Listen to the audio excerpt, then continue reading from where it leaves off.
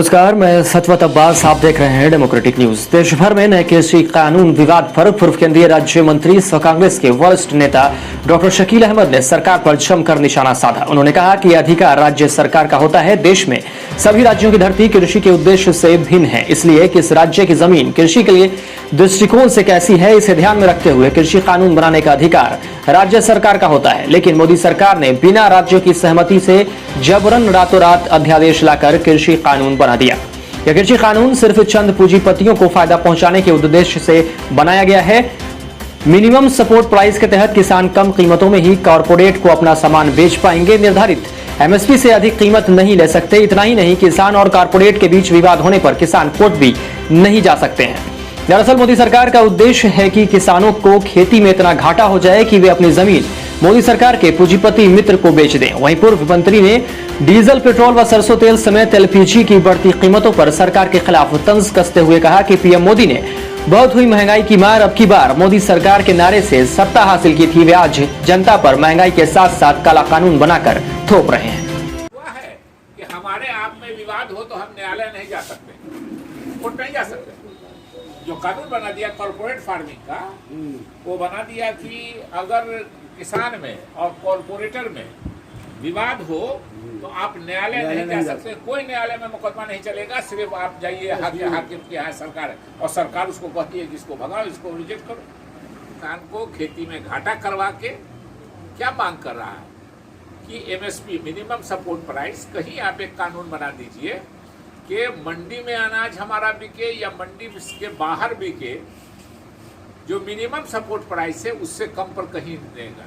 अगर इस एक कानून को मान ले तो बिहार के किसानों की आमदनी 3 बीघा की वही 2,17,000 हो जाएगी जो आज पंजाब के किसानों की आमदनी। इसलिए पंजाब के किसान तो अपनी आमदनी बरकरार रखने की लड़ाई लड़ रहे हैं।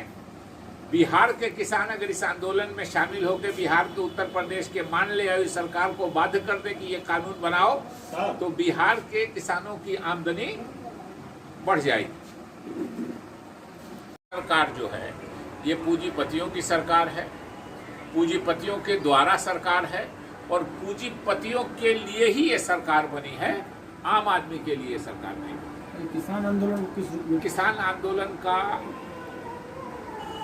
बहुत ही लोगों को जानकारी नहीं है।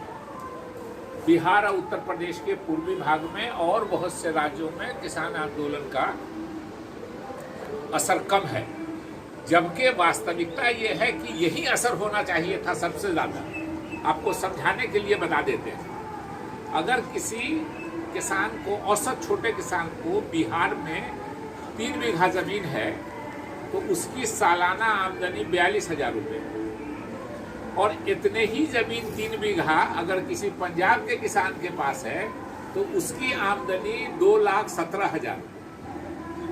तो बिहार के लोगों को मालूम ही नहीं है। पंजाब के किसान लड़ रहे हैं कि हमारा जो 2,17,000 औसत किसान की आमदनी है वो बची रहे।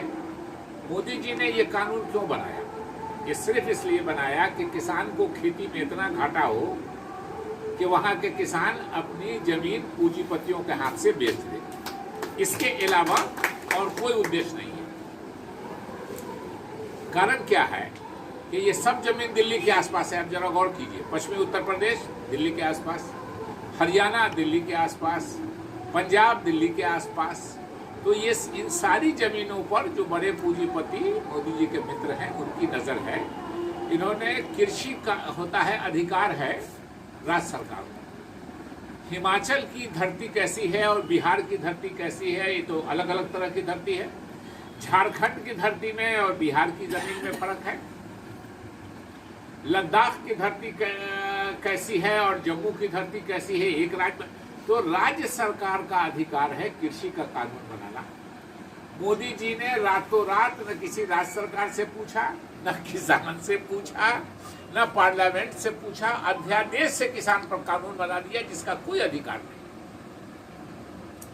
इस कृषि कानून इसलिए है और सिर्फ पूंजीपतियों को फायदा पहुंचाने के लिए ये कृषि कानून मोदी जी ने बनाया है। कई राज्यों में विधानसभा चुनाव है, उसमें बंगाल में खासकर कांग्रेस की क्या स्थिति रहेगी? नहीं, कांग्रेस लड़ाई में है, ट्रायंगुलर कंटेस्ट है वहाँ। पिछले बार हम दूसरे नंबर की पार्टी थे।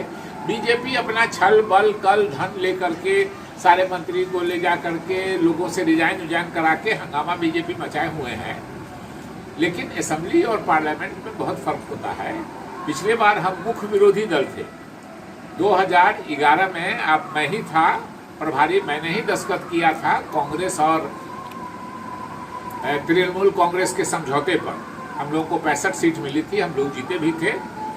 लेकिन 2016 में हमारा गठबंधन नहीं हो सका, हम अलग लड़े। लेकिन हम सबसे ज़्यादा सीपीएम से ज़्यादा सीट लाए और हम मुख्य विरोधी दल बने। इस बार हमने और सीपीएम ने समझौता किया है और हम उम्मीद करते हैं कि कांग्रेस का परफॉर्मेंस अच्छा होगा।